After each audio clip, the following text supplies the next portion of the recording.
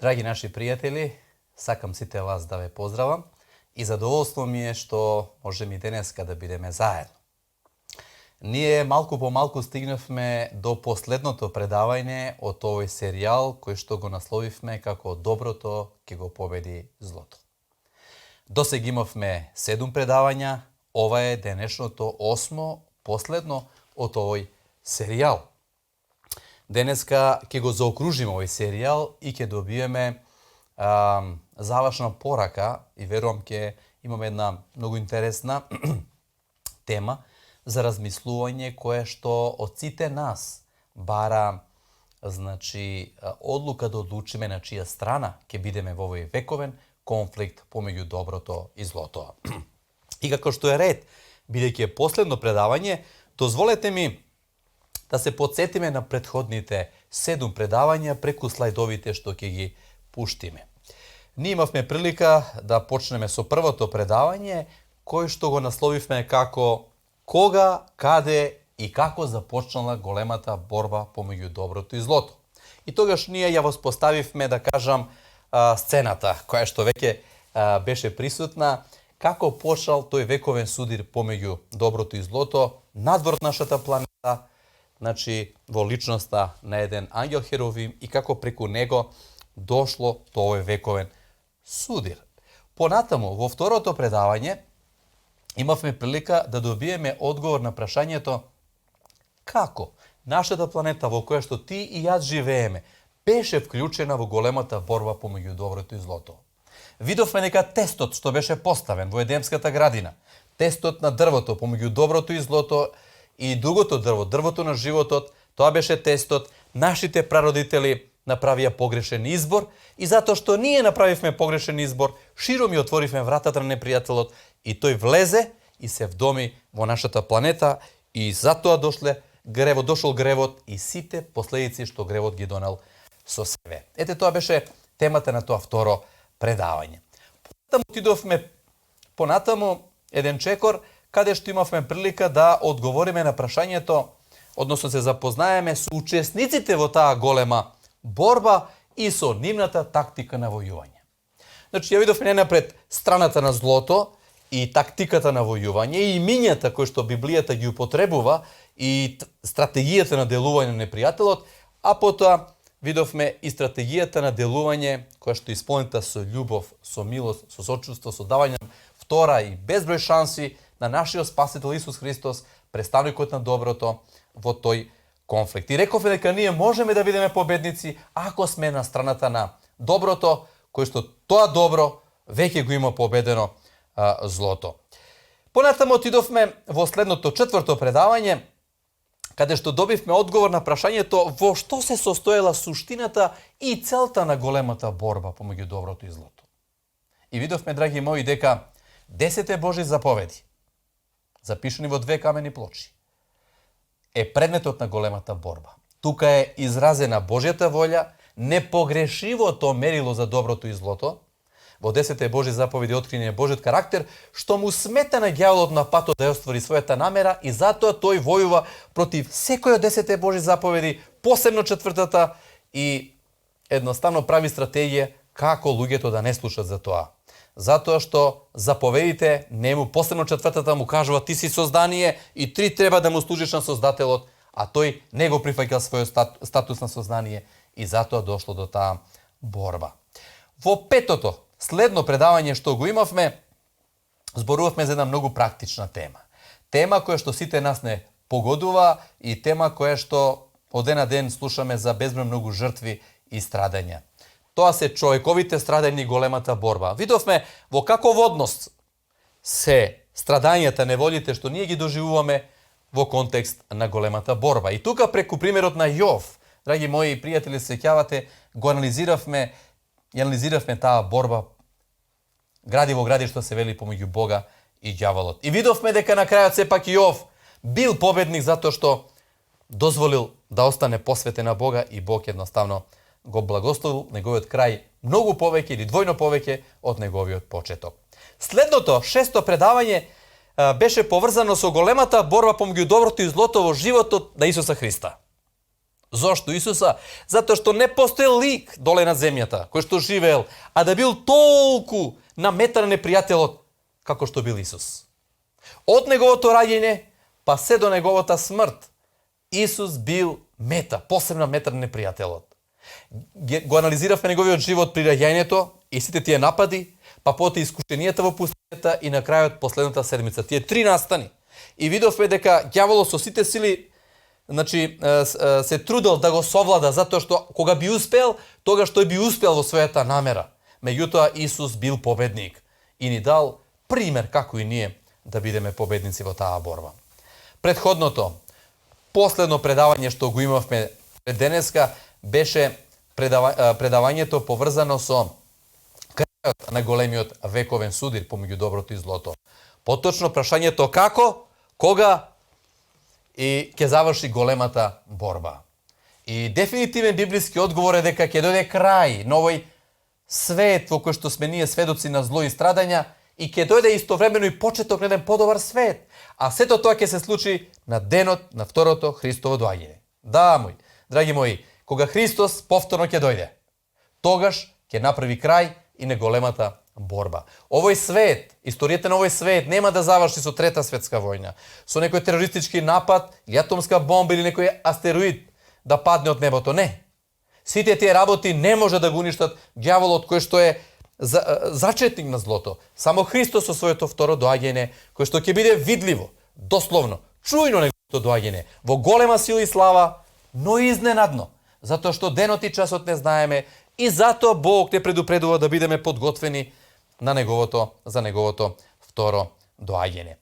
Ете, драги мои, тоа се тие 7 претходни предавања што ние сме ги имале во рамките на овој серијал Доброто ќе го победи злото.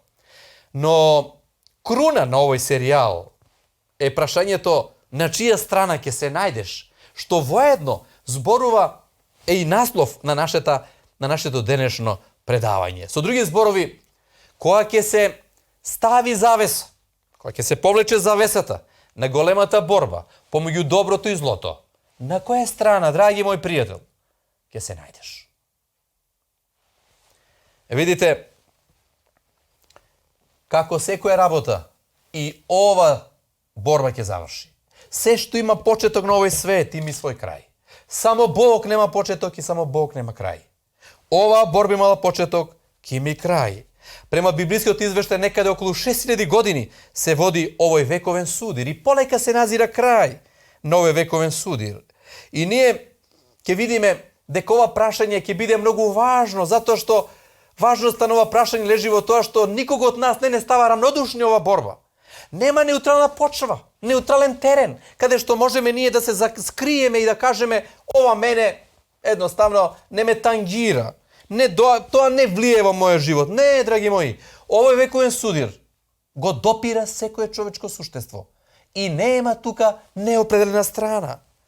Ако не се одлучиме за страната на доброто, ние автоматски, нажалост, она друга страна може да загосподари со нас. И затоа е многу важно што ќе одлучиме.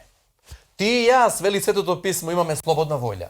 Бог така не создал. Со слободна волја, не роботи, да некој со нас управува. Ние имаме слободна волја. И во големата борба помеѓу доброто и злото, слободната волја е светиња. Никој не може да ја присили. Тоа е легитимно право. Ни Бог, ни ѓаволот не присилува. Тие ни укажуваат, ѓаволот не присилува, меѓутоа ти и јас одлучуваме дали ќе прифатиме или не. Затоа прашањето е на чија страна ќе бидиш. Каква одлука ќе донесеш? Како ќе одговориш на понудената Божја љубов? Што ли ќе направиш во врска со со Исуса Христа? Дозволете ми неколку библиски текста да прочитам во овој правец, да видиме дека Библијата не става пред избор. дека Библијата не става пред таков чин, каде што би требало да донесеме одлука. Еве еден прв текст од неколкуте што би сакал да ги прочитам во овој правец. Пророкот Моисије, Бог преку него кажува: ги земам денес за сведоци небото и земјата, дека пред вас ставам живот и смрт, благослов и проклетство. И слушајте го сега предлогот Божи за секог од нас. Избери го животот, за да бидеш жив ти и твоето семејство. Драги мои, Бог сака да бидеш жив, да бидеш среќен и радосен. Исус ќе каже, во една друга прилика: јас дојдов да имаат живот и тоа во изобилие. Нашиот Создател сака да бидеме срекни, но таа одлука треба ние да ја донесеме. Како што сакал Адам и Ева да бидат срекни, им дал прилика да бират, така и тој сака ние да бираме. Еве друг текст кој што вели вака, зборови на Исуса Христа: кој ќе ме признае мене пред луѓето, и јас ќе го признавам пред Отецот. Овој текст понатаму продолжува и вели: кој мене нема да ме признае пред луѓето, и јас нема да го признавам пред Отецот. Дали приметувате дека тука човечкиот род е ставен пред одлука? Имаме две можности. Или да го признаеме Создателот, оно што ни сака добро и ни дава живот, или да го тврдиме. Меѓутоа, тоа има своја последица. Третиот текст во овој правец, многу важен текст, сам Исус го има кажано во Евангелието според Јован, 8 глава, вели: ако Синот, тоа е Исус Христос, Синот човечки е термин за Исуса во Новиот Завет, ако Синот ве ослободи, на вистина ќе бидете ослободени. Од што ослободени? Од грешните навики, од грешниот живот. Од сето она што едноставно не уништува, ја уништува нашата природа и ја девалвира нашата личност. И вика: ќе ја запознаете вистината и вистината ќе ве ослободи. Драги мои, вистината, Христос кој е вистина, има сила да не ослободи од злото и да ни даде почет. Ова се нов почеток. Ова се само неколку библиски текстови кои што ни дава до знаење колку е важно да донесеме едноставно одлука. И денеска со право можеме да кажеме дека милиони луѓе се наоѓаат пред одлука да бираат помеѓу животот и смртта. Па тема да кажеме што е тоа одлука. Да го дефинираме малце тој термин и да одиме понатаму. Што е тоа одлука? Еве една дефиниција, две. Вели вака: одлуката е чин на волјата со која ние луѓето свесно даваме предност на една насока на нашите мисли над сите останати. Свесно донесувам одлука, ќе го направам ова, за разлика дека ова другото нема да го направам. Значи, одлука се донесува на основа на борба на мислења. Судир едноставно кој што една мисла добива предност над сите останати. И таа борба на мислења може понекогаш да биде краткотрајна, некогаш долготрајна, некогаш мачна, но на крајот секогаш се донесува одлука. И како што рековме, многумина, односно милиони луѓе денеска се наоѓаат пред одлука. И видите, драги мои пријатели, има одлуки во животот кои што можеме да ги донесеме, ама немаат некоја големо влијание или голема важност. Што ќе облечам денеска или некои други слични такви прашања. Меѓутоа, одлуката за твојот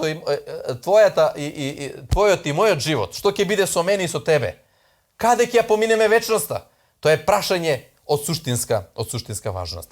Джеймс Расел Ловел во својата книга Момент на одлука ги има кажано зборовите: секој човек и секоја нација доаѓа до моментот на одлуката, меѓу вистината и заблудата, меѓу доброто и злото. Да, секој човек, кога тогаш, ние не можеме да го напуштиме овој свет додека не се изјасниме по ова прашање. Затоа што одговорот на ова прашање одредува каде ќе поминеме вечноста.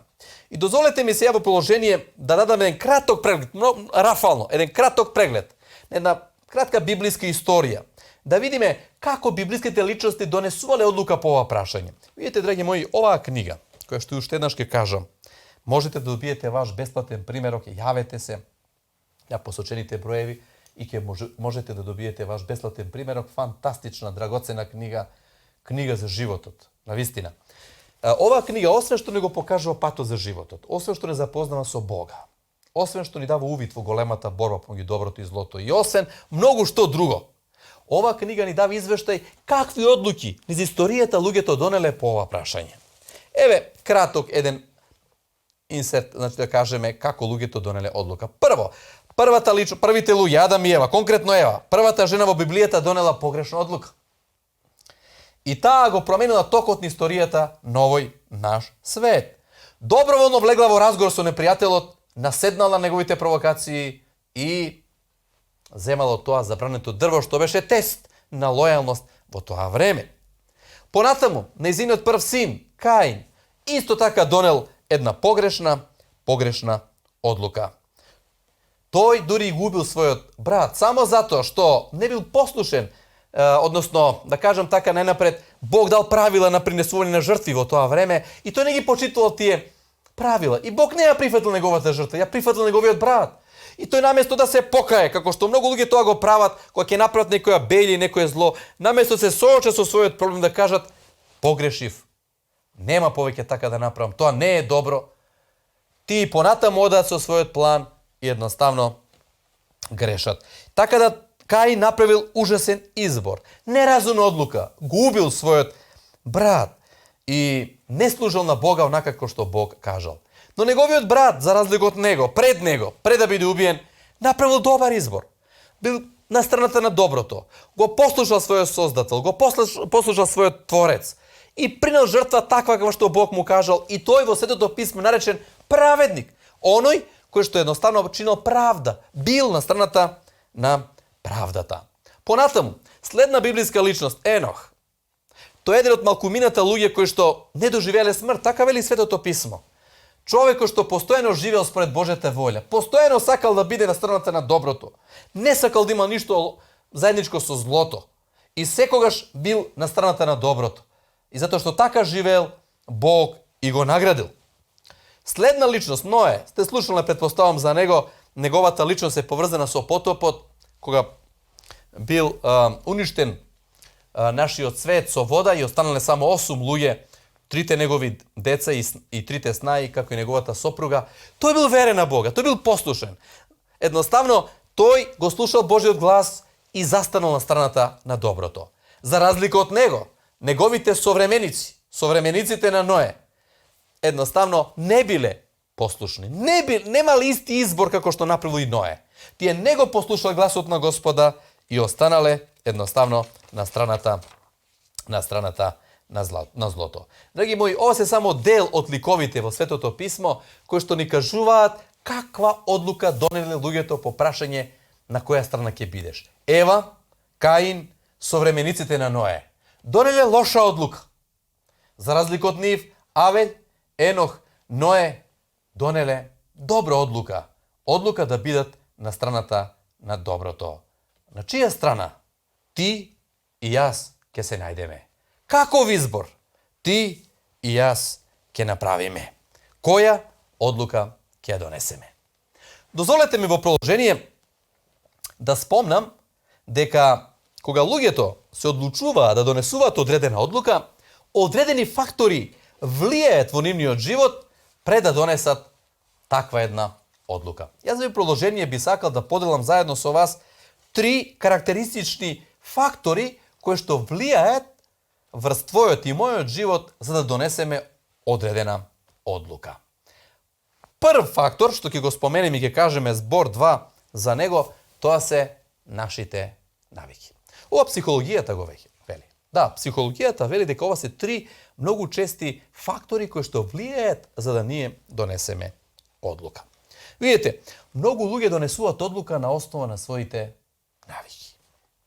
Навикнале некои ситуации да ги решаваат на одреден начин. Едноставно по одредени шеми. И тие веќе навикнале на тој начин да размислуваат и тие така и живеат. Кога човекот на некој начин ќе донесе такви врсти одлуки по навика, тој многу и не размислува. Тој како да е во некоја шема, тој како да е програмиран. Нели така? И се прашувам дали воопшто, драги мои, ваква врста на луѓе слушат дали размислуваат, дали воопшто донесуваат одлуки или по инерција ги донесуваат работите. Да. И затоа сакам да кажам, ова прашање не е прашање по кое што ние по инерција требаме да го отврлиме или да не размислуваме за него. Не, драги мои. Ова прашање бара да не бидеме робови на нашите навики. Ако може би сме имале некој религиозен правец, недефиниран, или може би нешто слично, денеска е време да малце заседнеме, да размислуваме за секој ова предавање, да го земеме својот бесплатен примерок, да читаме Свето писмо, да размислуваме, да видиме што е тоа што доброто ни нуди, а што е тоа злото што едноставно може би ни нуди, но на крајот на вистина е зло.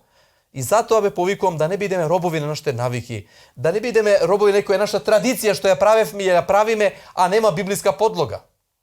Затоа ве повикувам да Светото писмо биде наш водич и да не бидеме робови на нашите навики. Втор фактор, едноставно, кој што влијае во донесувањето на одлуките, тоа се примерот на другите луѓе.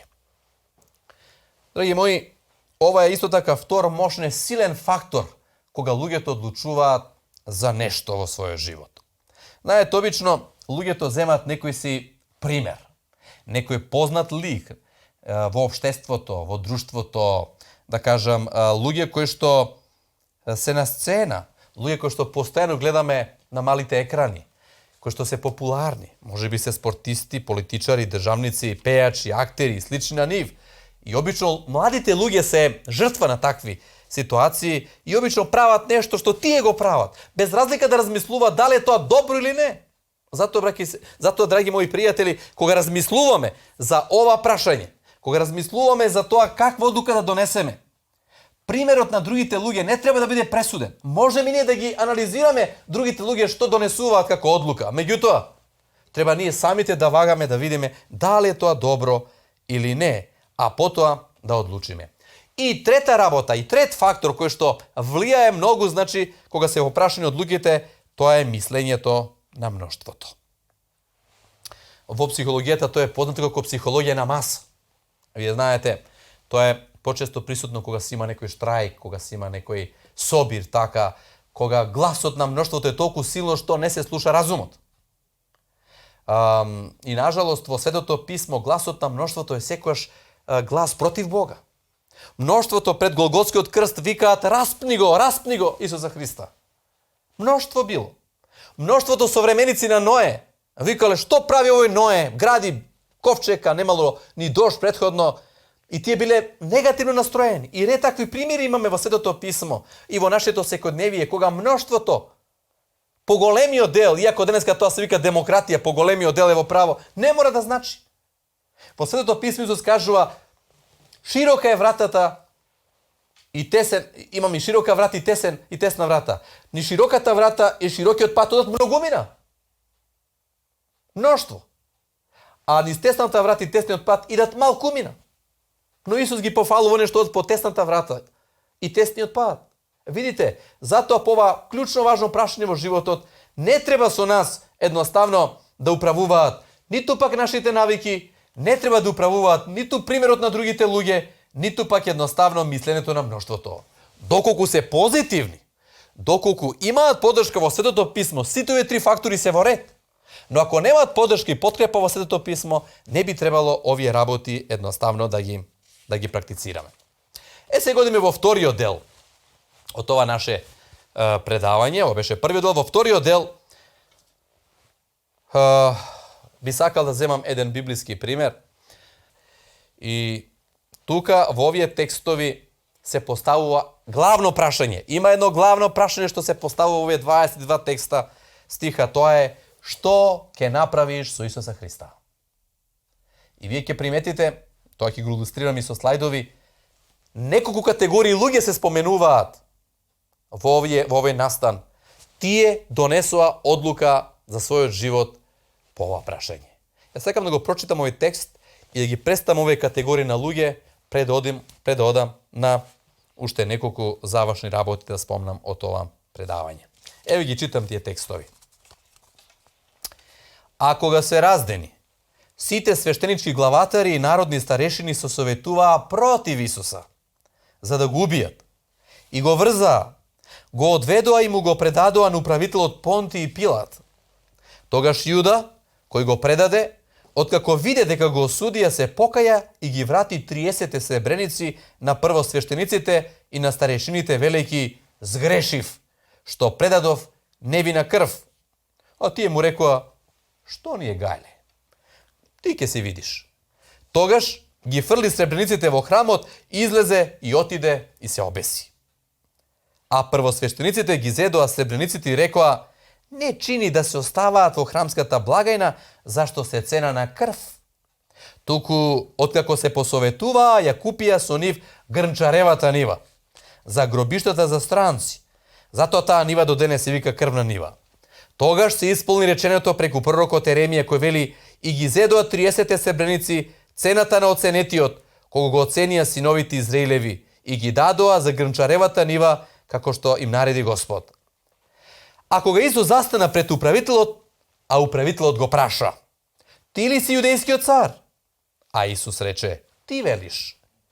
И кога го обвинуваа првосвештениците и старешините, не одговараше ништо. Тогаш Пилат му рече: зар не слушаш што се сведочат против тебе? И не му одговори ниту еден збор, така што управителот многу се чудеше. А на секој празник управителот имаше обичај да му пушти на народот еден затвореник, кого што би го побарале. Тогаш има прочуен затвореник кој што се викаше Варава. И кога се собраа, Пилат им рече: кого сакате да ви го пуштам? Варава ли или Исус, наречен Христос? Затоа што знаеше Пилат дека Исус беше едноставно предаден од завист. И додека седеше во судската столица, неговата жена, многу важен момент, испрати до него да му каже: Пилате, не прави му ништо на овој праведник, зашто денес многу пострадав на сон заради него. Но првосвештениците и старешините го наговорија народот да го замоли Варава, а Исуса да го погуби. Тогаш управителот во одговор рече: кого од двајцата сакате да го пуштам? А тие рекоа: Варава. А Пилат им рече: а што да направам тогаш со Исуса наречен Христос?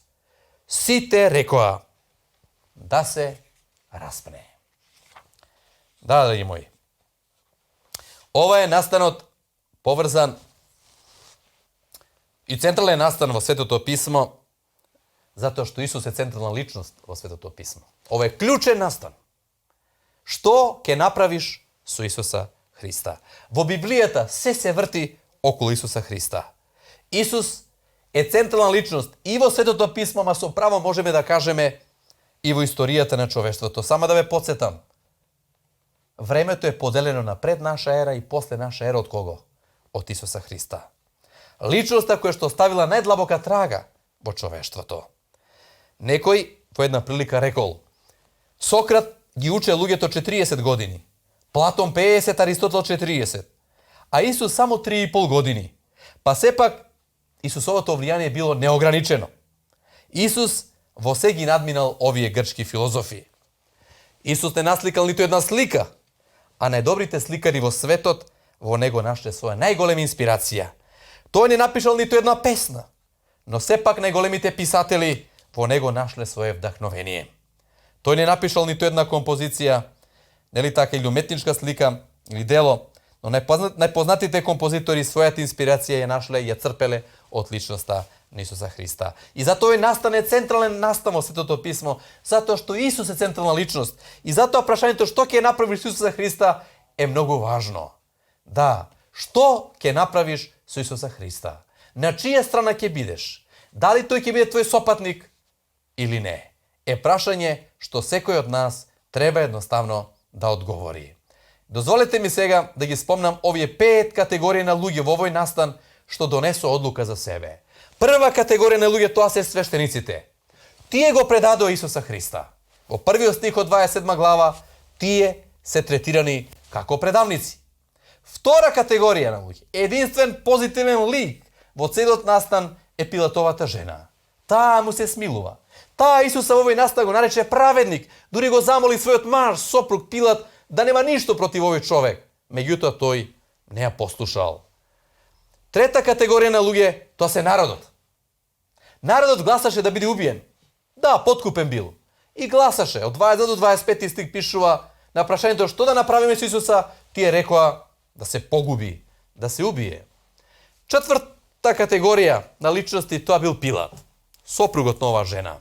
Судијата, римскиот, нели така, судија, кој што имал начин да го ослободи Исуса Христа, меѓутоа повеќе мислел за својот статус, за својата положба. И тој го предал во раците на луѓето да го погубат. А тој си ги измил само рацете. Да, и ништо друго не направил. Тој бил равнодушен. Свештениците го предадоа, народ гласаше да биде убиен, Пилат бил равнодушен, а војниците како пета категорија го плука, го распна. Тие беа машина да ги извршат делата на оние кои што ги поставија. Единствен светол пример од сите овие беше Пилатовата жена. Таа е позитивен пример. Од 5 категории на луѓе, 4 биле негативни. И свештениците, и народот, и Пилат, и војниците. Само Пилатовата жена донела посебна и позитивна одлука. Да, но со тоа што овие 4 категории на луѓе донеле таква одлука, тие ништо не променеа во личноста на Исуса Христа и не го омаловажиле неговото влијание врз човештвото што Исус го направил. Видете како еден писател, поетот Кароса, што кажал за Исуса Христа во една прилика. Големото сонце Исус никогаш не го губи од вид оној кого еднаш го осветлил со своите зраци. Можете да го заборавите, можете да се откажете од него, но тоа ништо не менува. Исус е закопан и во најмрачните срца и секој час може повторно да воскресне. Замислите, драги мои пријатели, каква силна порака поетот Кароса кажал. Големото сонце Исус може секој момент да воскресне во срцата на луѓето. Знаете ли, од ден на ден расте бројот на оние кои што се страната на доброто, на страната на праведноста, на страната на Исуса Христа, на победничката страна, затоа што дозволуваат Христос не само да го празнуваат еднаш годишно кога е Великден, него тие секојдневно дозволуваат да воскресне во срцата нивни и така тој да биде нивен животен сопатник. Во овој правец, слушнете уште една мисла од уште еден писател, многу силна мисла ја кажал писателот Хестингс. Еве што кажал писателот Хестингс. Тешко тебе свету, што залудно се обидуваш да побегнеш од Христа. Луѓето можат да го негираат неговото божество, да ја негираат неговата сила, да не веруваат во неговото воскресение, погрешно да го представуваат неговото постоење, да го исмејуваат како некое привидение, да го признаваат само како еден обичен учител, погрешно да ги наведуваат неговите зборови за да го поддржуваат своето мислење, да го изопачуваат неговото учење и да ја презират неговата крв. Но и сето тоа да го направат, нивниот проблем се уште не е решен, бидејќи Христос, царот на славата, уште е жив и седи од десната страна на Бог Отецот. Ирод не можел да го убие, сатаната не можел да го заведе, смртта не можел да го уништи, гробот не можел да го задржи. Тој стои на највозвишеното место на небесната слава. Бог го објавил, ангелите го признале, спасените го слават. Тој е страф на демоните. А како жив и личен Христос, отврлен, распнат, возвишен и прославен, тој повторно ќе дојде од небото на истиот начин како што се вознел.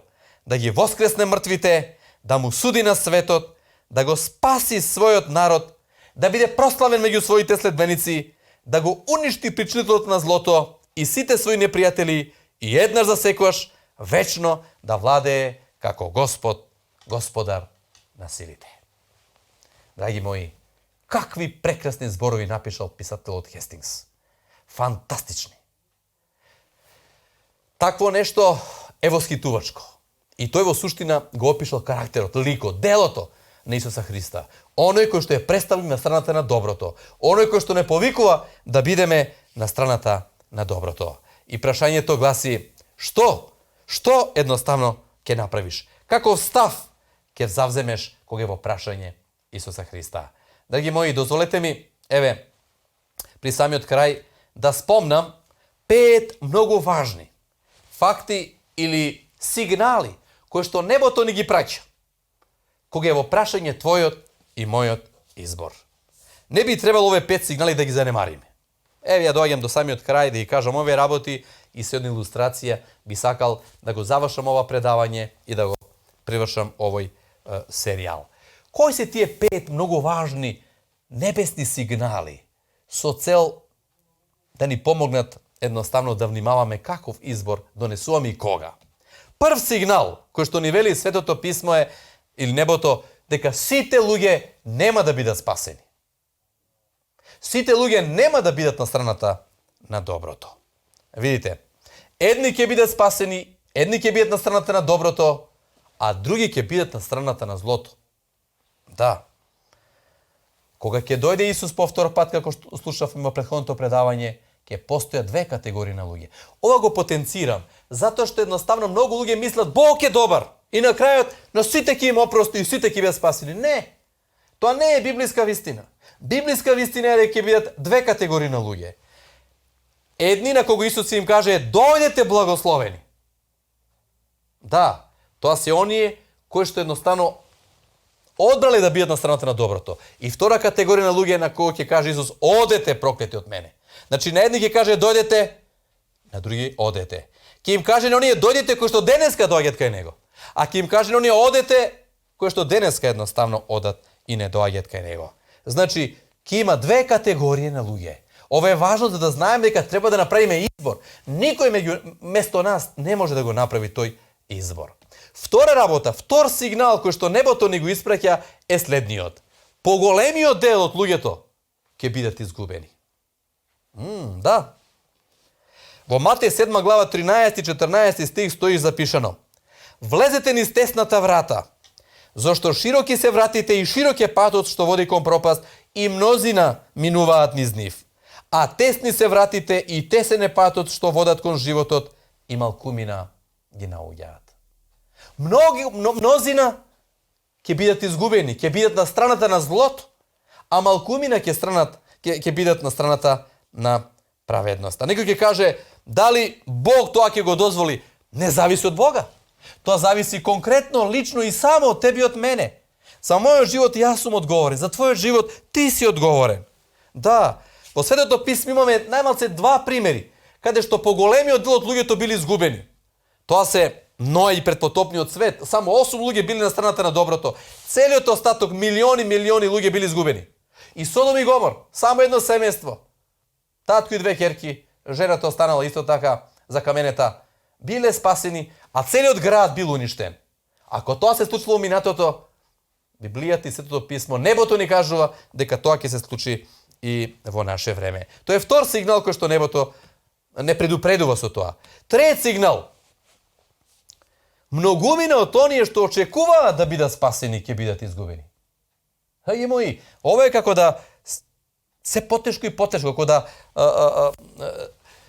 се стеснува обрачот и се поголеми услови како да има да се избере човек да се биде на страната на доброто. Да, многумина од оние што очекуваат да бидат спасени ќе бидат изгубени. Еве го текстот кој што кажува дека ова е вистина. Во Матеј 7 глава пишува: не секој што ми вели Господе, Господе, ќе влезе во царството. Видите, не е доволно само да се спомне Божјето име. Треба нешто се направи. Но само кој што исполнува волјата на мојот Татко Небесен. Ние сме повикани да ја слушаме волјата на нашиот Татко Небесен. И ние преку овие предавања ја слушаме волјата на нашиот Татко Небесен. И затоа треба да размислуваме за овие вредни зборови. И е понатаму што вели Исус: мнозина мене ќе ми кажат во оној ден, многумина: Господе, Господе, па не пророкувавме ли во Твое име? Не изгонувавме ли бесови во Твое име? Не правевме ли чуда во Твое име? Многумина правеле нешто дури во името на Исуса Христа, христијани. А видите како Исус ќе им објасни. Ќе им каже: тогаш јас ќе ви изјавам, никогаш јас не сум ме познавал, одете од мене вие кои правите беззаконие. Никогаш не сум ме познавал. Може некој да исцелува, може некој ѓаволи да изгонува, може некој други чуда прави, да пророкува. Ама ако не ја чини волјата Божја, тој не е негов. Така вели текстот. Да. Да не дозволиме, драги мои пријатели, ѓавол да ги затвори очите. Да не ни дозволи да си играме религија. Да не ни дозволи да бидеме блиску до изворот, а да не пиеме тој извор. Бог не повикува да ги отвараме своите срца. Четврти, предпоследен сигнал кој што небото ни го испраќа е дека после смртта не има прилика за избор. Не има спасение. Не има прилика за избор. во книгата Проповедник, 9 глава, 10 стих, текстот што го имате во слайдот, пишува: што да и да имаш намера да правиш, направи додека можеш. Зашто нема дел, ни умување, ни сознавање, ни мудрост во гробот во кој што ќе одиш. Со други збори, додека си жив, додека не влезеш 2 метри испод земјата, кој ќе те погреваат, немаш после шанса да донесеш одлука. Додека си жив, можеш. Имаш право и се очекува од тебе. И затоа, а бидејќи не го знаеме денот на нашата смрт, затоа што утрешниот ден не е наш, никош не знаеме што ќе се случи, затоа е многу важно да размислиме уште сега. И петиот сигнал кој што небото ни го испраќа е тоа дека можеби ова е твоја последна прилика. Драги мои, никош нема ние да знаеме кога ќе одиме за последен пат на ноќен одмор. Кога последен пат ќе одиме на годишен одмор. Кога последен пат ќе седнеме да ручаме. Кога последен пат и можеме да редиме сега многу работи. Никош не знаеме кога нешто ќе ни биде последен пат. Ова е моментот во кој што живееме. Утрешниот ден, како што вели текстот во Мудри изреки, што тука е ставен, 27 глава, вика: немој да се фалиш со утрешниот ден, бидејќи не знаеш што ќе донесе утрешниот ден. Затоа, драги мои пријатели, да размислиме за нашиот избор, на чија страна ќе бидеме. Дозволете ми едноставно да поделам со вас една илустрација. Илустрација која што најнапред ќе ни помогне да видиме колку ни е блиску сето ова за кој што ние зборуваме. Пред многу години некој морнар доживеел бродолом на Атлантскиот океан. Тројца од четворица луѓе успеа да искористат чамецот за спасување и да ја преживеат несреќата. Едниот загинал. Со денови, вика, плуцале по морето. Преживеале само благодарение на тоа што успеале да уловат некоја риба, но наскоро почнале да чувствуваат огромна жед. Интересно е тоа што, драги мои, човечкото суштество не може да обстане без сол и не може да живее без вода. Но ако се напие солена вода, ќе си наштети. Во тие денови на талкање по океанот од сета вода можеле да испијат само неколку капки на дожд, што ги класило нивните облеки, и тие така цедејќи своето облека и пиеле. По известно време забележале некој брод кој што дошол да ги спаси. Кога капетанот бродот ги запрашал: зошто сте биле толку жедни? А тие одговориле: па немавме што да пиеме. А капетанот зачудено одговорил: како немавте што да пиете? Па вика, вие се наоѓавте во делот на океанот каде што водата е сладка за пиење. Нивниот чамец, драги мои, бил однесен од струјата во делот на океанот каде што големата река Амазон се влева во сладките води на Атлантскиот океан. Значи, овие морнари цело време се движеле покрај сладка вода, вода која што може да пијат, а мислеле дека едноставно водата се што требаше да направат е само да испружат својата рака и да земат вода и да се напијат. Колку им било близко водата? Многу. Драги мои, толку ни е близко Исус. Толку ни е блиска и Божјата реч. Толку ни е близко и изборот. Во пета книга Мојсеева, 30 глава 11-14, го имаме тој запис. Едноставно, сакам да го прочитам. Речта што ти ја заповедам денес не е висока, ниту пак е далеко од тебе. Не е на небо за да кажеш кој ќе се качи на небо да ја симне и да ни каже за да ја твориме. Ниту пак е преку море да кажеш кој ќе ни отиде преку море да ни ја донесе и да ни ја каже за да ја твориме. Него блиску ни е речта Божја во устата твоја и во срцето твое, за да можеме да ја твориме. Да, драги мои, блиску ни е речта Господова, словото ни е блиску, изборот е наш. Треба ние само да избираме што ќе направиме. И затоа се поставува на клучно прашање: каде планираш да ја поминеш вечноста? Каде планираш да го поминеш оној момент кога за секојаш ќе бидеш, моментот е цела вечност каде што ќе бидеш едноставно заедно со својот Творец.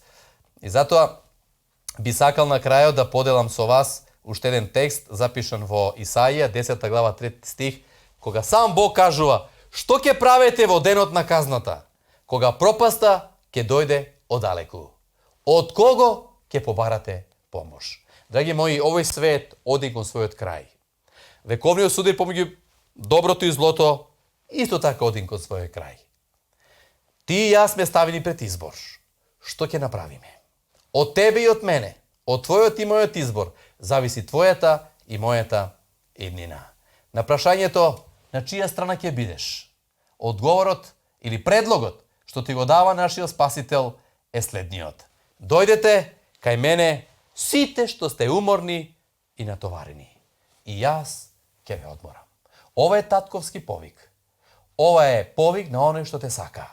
Страната на доброто стои со отворени раце и чека да направиш добар избор. Јас својот избор го направив. И би сакал и многу од вас, мои пријатели, да направите добар избор.